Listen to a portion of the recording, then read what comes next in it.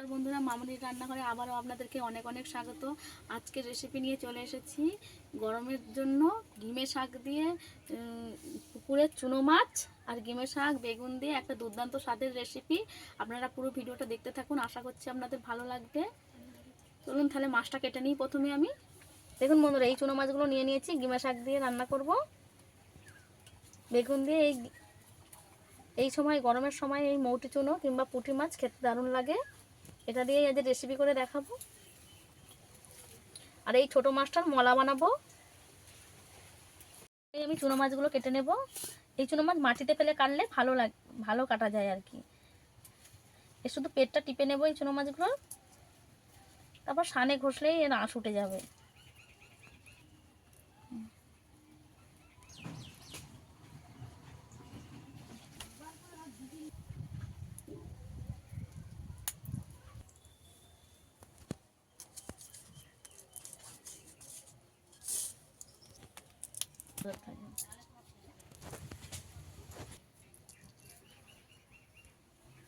মাছগুলো এই ছোট মাছগুলো আমার কাটা হয়ে গেছে। এবার এই মাছ আর এই মাছগুলো কেটে নেব, মৌটি চুনোগুলো।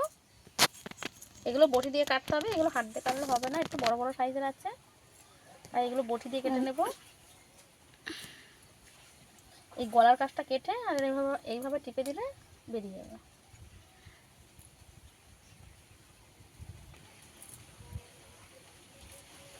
এই পুঁটি মাছের হালকা করে গলার কাছে কেটে এইভাবে চাপ দিলেই পিত্তি কিংবা পোঁটা সবই বেরিয়ে যাবে। এইভাবে কাটবো, হালকা করে টিপবো, এতে পেটে ডিম আছে না বেরিয়ে যাওয়ার জন্য।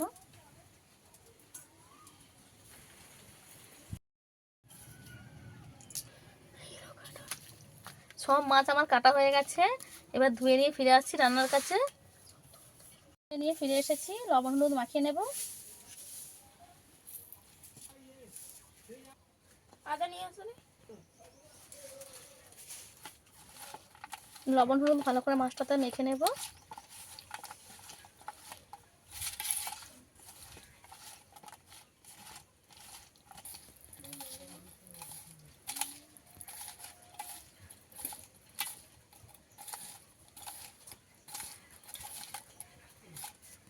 আমি উনুনটা ধরিয়ে নেব।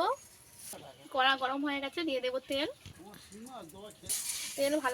তেল ভালো মতো গরম হয়ে গেছে, দিয়ে দেব মাছ।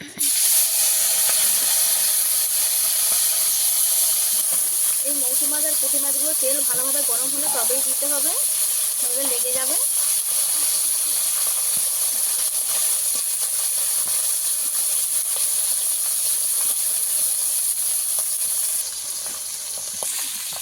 চুনো মাছ এক পিঠ লাল লাল করে ভাজা হয়ে গেলে তবেই উল্টে দেবো। আর এক পিঠ আমার ভালো করে ভাজা হয়ে গেছে, উল্টে দেবো। এইভাবে লাল লাল হয়ে গেলে উল্টে দিতে হবে।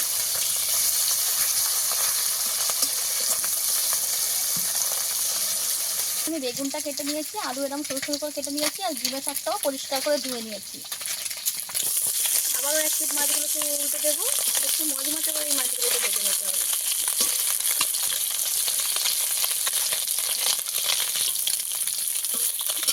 তো মাছগুলো আমি এইভাবে লাল লাল করে ভেজে নিয়েছি, তুলে নেব। মাছগুলো এইভাবে ভেজে নিয়েছি, অর্ধেকটা মাছ আর অর্ধেকটা আমার মেয়ে ভাজা খাবে রেখে দিয়েছি। এখানে যে মাছটা রেখেছিলাম সেটাকে ভেজে নেব। যেহেতু এটা ছোটো মাছ, এরকম আস্তে আস্তে গুছিয়ে দিতে হবে, দিয়ে একটু ভালো করে ভাজা হয়ে গেলে তবেই উল্টাতে হবে। একটু আমি হালকা হাতে উল্টে দেবো।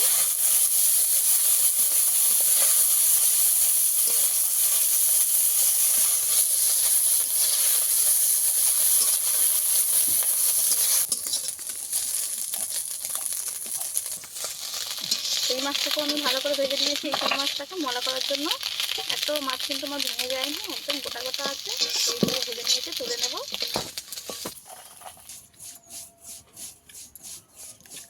কড়াই আমি তেল দিয়ে দেবো, ফোড়নে আমি জিরে ফোড়ন দিয়ে দেবো।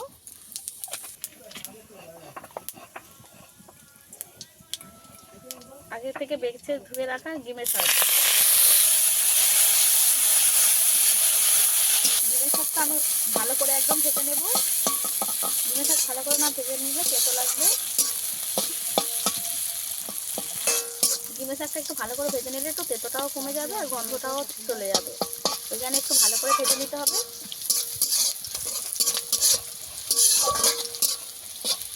ডিমের শাকটা আমি এইভাবে ভেজে নিয়েছি। এবারে আমি কেটে রাখা আলু দিয়ে দেবো।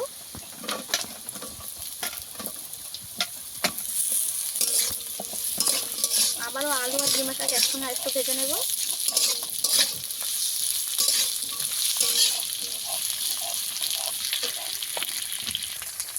লবণ দিয়ে দেব।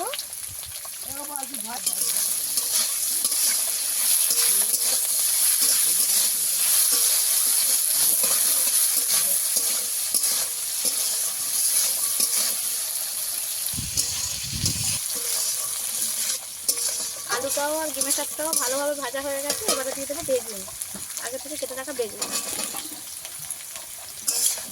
আবারও আমি সব কিছু ভাজবো একটু।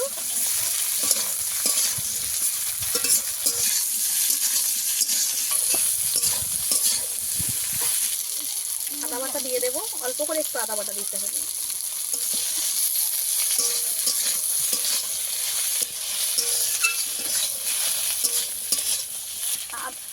আদা বাটা দিয়ে আমি ভালো করে ভেজে নিয়েছি।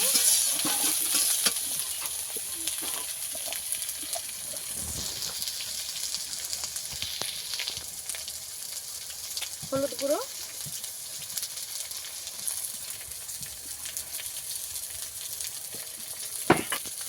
লঙ্কা গুঁড়োটা আমি অল্প করে দেবো যেহেতু পিঠা।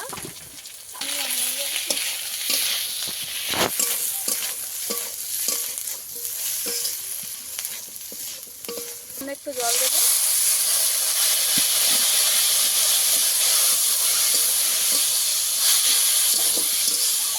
দিয়ে একটু কষিয়ে নেব।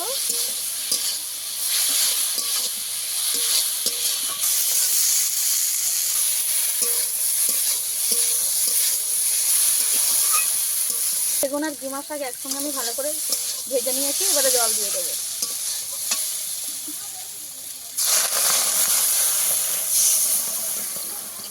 দেবো না, যেহেতু এটা পুরো সিদ্ধ হয়ে এসেছে আর এটা শুকনো শুকনো একটা তরকারি হবে।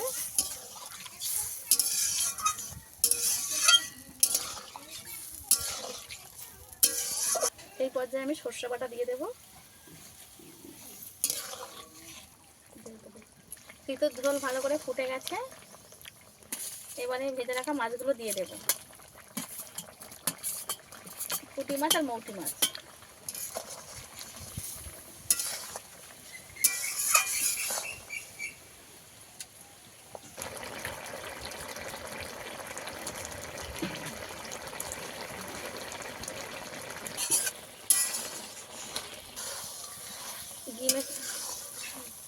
ডিমের শাকের চিতো আমার রেডি হয়ে গেছে, নামিয়ে নেব। একদম শুকনো করে দেবো না, একটু ঝোল ঝোল আছে, নামিয়ে নিচ্ছি। ওর মধ্যে তেল দিয়ে দেবো, লঙ্কাগুলো ভেজে নেব।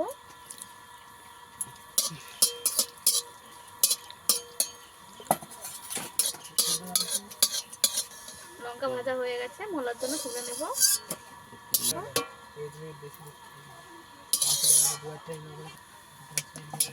অল্প একটু লবণ দিয়ে দেবো।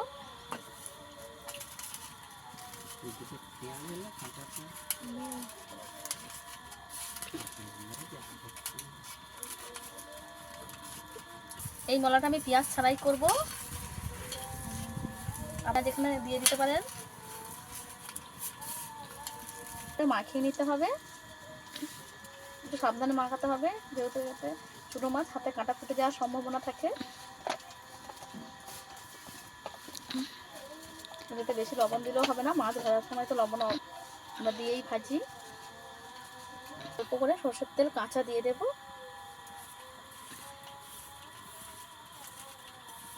হয়ে গেছে। আপনারা এর মধ্যে কাঁচা পেঁয়াজও দিতে পারেন, আবার ভেজেও পেঁয়াজ দিতে পারেন।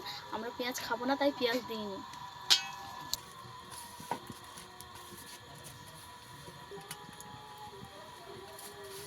মলাটা আমি বাটির মধ্যে তুলে নেব। এই দুটো রেসিপি আমাদের রেডি হয়ে গেছে। এই দুটো রেসিপি কেমন লেগেছে অবশ্যই কমেন্টে জানাবেন। গরমের দিনে কিন্তু এই গিমের শাক খাওয়ার খুবই উপকারিতা আছে, আপনারা কিন্তু অবশ্যই একবার বাড়িতে ট্রাই করবেন।